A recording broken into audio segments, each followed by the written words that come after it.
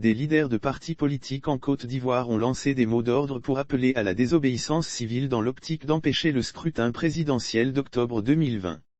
Leurs actions ayant échoué, ils ont été épinglés dans un rapport qui préconise la dissolution de leurs partis respectifs. Au terme des enquêtes diligentées par l'unité spéciale d'enquête dirigée par le procureur Adou Richard, en 2020, plusieurs leaders de partis politiques ont été épinglés. Ils pourraient donc être poursuivis au pénal tandis que leur instrument de lutte, leur parti politique, court le risque d'être dissous.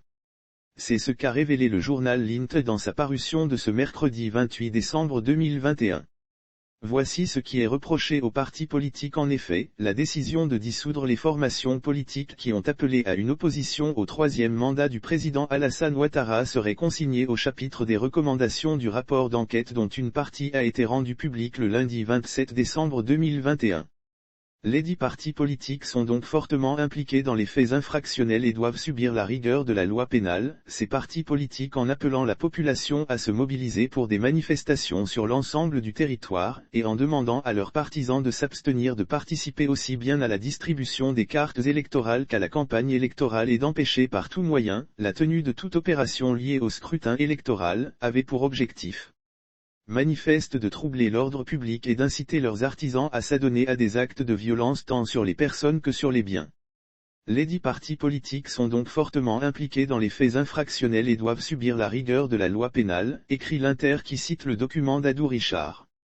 Lire sur le même sujet affaire troisième mandat d'Alassane Ouattara, des protestations annoncées partout en Côte d'Ivoire, à partir du jeudi 13 août l'unité spéciale d'enquête qui est une structure créée par décret présidentiel, préconise, selon le journal L'Int, des mesures de suspension pour une durée déterminée ou de dissolution assortie ou non de confiscation totale ou partielle des biens à l'encontre des partis ou groupements politiques impliqués dans la commission des infractions graves, et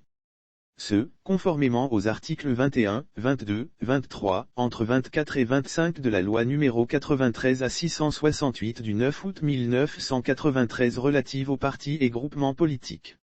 Adou Richard veut arrêter 40 personnes selon le document que Adou Richard a entre les mains, le PDCIRDA d'Henri Conan Bédier, le GPS de Guillaume Soro, l'URD de Daniel Boni-Clavry et l'UDPC d'Albert Mabrit-Wakeus, ont commis avant, pendant et après la présidentielle d'octobre 2020, des infractions graves.